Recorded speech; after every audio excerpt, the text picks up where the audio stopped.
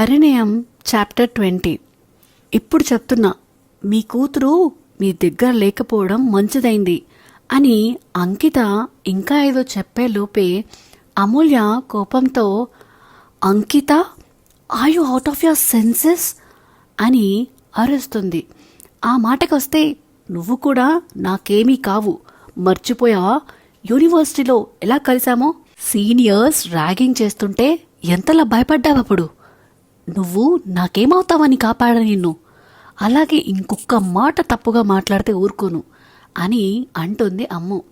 సరియు బాధగా, అమూల్య వద్దురా, నా గురించి మీరు గొడవ పడకండి, మీరు హ్యాపీగా బర్త్డే పార్టీని సెలబ్రేట్ చేసుకోండి, నేను వెళ్ళిపోతా అని వెళ్ళిపోతుంది. సరియు బాధతో కార్ డ్రైవ్ చేస్తూ ఇంటికి వెళ్ళిపోతుంది. అంకిత కోపంగా అక్కా అని అరిచి ఇంటిలోకి వెళ్ళిపోతుంది. అప్పుడే ఒక స్పోర్ట్స్ కార్లో నుంచి దిగి ఆ ఇంటికి చాలా స్టైల్గా వస్తుంది ఒక అమ్మాయి. అమూల్య పార్టీలోకి వచ్చి సారీ సార్ అని చెప్తుంది. విశ్వ, సారీ ఎందుకురా, మీ చెల్లి నీలా కాదు, చాలా ప్రొటెక్టివ్, నా తమ్ముడు కూడా అంతే, నా కోసం ఏమైనా చేస్తాడు, యూ షుడ్ ఫీల్ ప్రౌడ్ అనగానే, సారీ సార్, ఎంతైనా మీరు మాలాంటి వాళ్ళ పార్టీకి రావడం గొప్ప అని అంటుంది. చాలా ఆపరా, నేను చెప్పా కదా, నువ్వు నా కూతురు లాంటి దానివే, ప్రాబ్లం ఉంటే అడగమని ఎన్నోసార్లు చెప్పా, బట్ నువ్వు అడగలేదంటేనే అర్థమవుతుంది అంటూ ఉండగానే, డాడీ అంటూ ఒక అమ్మాయి వచ్చి, నువ్విక్కడేం చేస్తున్నావు, అసలు ఇలాంటి ఇళ్లలో ఎవరైనా ఉంటారా అని అంటుంది. విశ్వ సీరియస్గా, అక్షర, మైండ్ యువర్ లాంగ్వేజ్, వీళ్ళు మనల్ని అభిమానంతో పిలిచారు, నువ్వు కించపరచడానికి కాదు అని అంటాడు. అక్షర, నాతో డిన్నర్ వదిలేసింది వీళ్ళ కోసమా, ఆఫ్టర్ ఆల్ ఈ అనాథల కోసమా అని అంటుంది. విశ్వ సీరియస్గా, నువ్వు ఒకప్పుడు అనాథవే, మన ఇంటికి రాకముందుకు, ఎక్కడికి వచ్చినా మనమేంటో తెలుసుకొని ఉండాలి అని, మౌనిక నువ్వు వెళ్ళి కారులో కూర్చో, నేను వస్తాను అని చెప్పి పంపిస్తాడు. అప్పటికే పార్టీ చాలా వరకు కంప్లీట్ అవ్వడంతో అందరూ బయటికి వేస్తారు. అక్కడున్న మౌనికని చూసి అందరికీ కోపం వస్తున్నా ఆపుకుంటారు.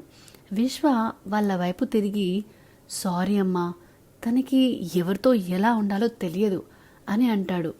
అమూల్య మాట్లాడుతూ, అలా అనకండి సార్, తప్పు ఒకరు చేస్తే శిక్ష ఇంకొకరికి వేసినట్టు ఉంటుంది, ఇందులో మీ తప్పేం లేదు కదా సార్ అని చెప్పి పంపిస్తుంది. విశ్వ ఇంకా సరియు ఒకరిని ఒకరు చూసుకోరు ఆ పార్టీలో. నెక్స్ట్ డే మార్నింగ్ అమూల్య జాబ్కి రిజైన్ చేసి సరియు దగ్గరికి వెళ్తుంది. తనున్న ఫామ్ హౌస్కి వెళ్ళి కలవాలి అని అడగడంతో మేడం లేరు అని చెప్పేసరికి ఇంటికి వచ్చేస్తుంది అమూల్య. దారిలో చాలాసార్లు కాల్ చేస్తుంది, కానీ సరియు ఇంపార్టెంట్ మీటింగ్ వల్ల ఢిల్లీకి వెళ్తుంది. ఆ టైంలో ఫ్లైట్లో ఉండడంతో ఫోన్ కలవదు. ఆ విషయం గురించి భార్గవ్కి ఆల్రెడీ చెప్పి జాగ్రత్తగా చూసుకోమని చెప్పి వెళ్తుంది. అమూల్య ఇంటికి వచ్చి 1 వీక్ వరకు గ్యాప్ తీసుకుంటుంది. అమూల్య ఒకరోజు ఇంట్లో వాళ్ళందరితో కూర్చొని సాఫ్ట్వేర్ కంపెనీ పెట్టాలి అనుకున్నట్టు చెప్తుంది.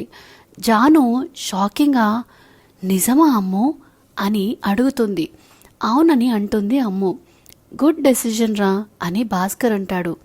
అంకిత, కంగ్రాట్స్ అక్క అని ఒక్క ముక్కలో చెప్పేసి వెళ్తుంటే తనని ఆపి, అంకిత నా మాట విను, ఎందుకు ఇంత పంతం నీకు అని అంటుంది. అంకిత, సారీ అక్క, ఒక్క సరియు గారి విషయంలో తప్ప నువ్వేం చెప్పినా వింటా అని అంటుంది. అమూల్య, అయితే నాతో పాటు బ్యాంక్కి రా, మనీ విత్డ్రా చేయాలి, సివిల్ డ్రెస్లో రా అని అంటుంది. సరే అక్క అని అంకిత కూడా అనేస్తుంది. జాను డౌట్ ఆపుకోలేక, దీని డ్రెస్కి బ్యాంక్కి సంబంధం ఏంటమ్మో అని అడుగుతుంది. అమూల్య సీరియస్గా చూస్తే, జానవి అలా చూస్తే ఏమర్థమవుతుంది, నాకు కోడింగే అర్థం కాదు, ఇంకా నీ చూపేం అర్థమవుతుందే అని అంటుంది. అమూల్య, అంకిత పోలీస్ డ్రెస్లో వస్తే ప్రాబ్లం అవుతుంది, ఎంతో పెద్ద అమౌంట్ తీసుకెళ్తున్నట్టు అనుకుంటారు, సివిల్ డ్రెస్ అయితే ఎవరికీ అనుమానం రాదు, అలాగే బిజినెస్ లోన్ కూడా తీసుకోవాలి నా స్టడీ సర్టిఫికెట్స్ మీద, చాలా ప్రాసెస్ ఉంది అని అంటుంది అమ్ము. అంకిత సరే అక్క ఎప్పుడు వెళ్దాం అని అడుగుతుంది. అమూల్య రేపు వెళ్దాం అని అనగానే తను అక్కడి నుంచి స్టేషన్కి వెళ్తుంది. అలా ఎవరి పనుల్లో వాళ్ళు బిజీ అవుతారు. సో ఇదేనండి పరిణయం 20th చాప్టర్. ఈ స్టోరీ మీకందరికీ నచ్చుతుందని ఆశిస్తున్నాను. ఇలాంటి మరిన్ని కొత్త కథల కోసం మన channel the novel whisperer with విన్యాని సబ్స్క్రైబ్ చేసుకోండి. అలాగే అన్నిటికంటే ముందు ఈ వీడియో కనుక మీకు నచ్చినట్టయితే please like, share and comment చేయడం మాత్రం మరవకండి.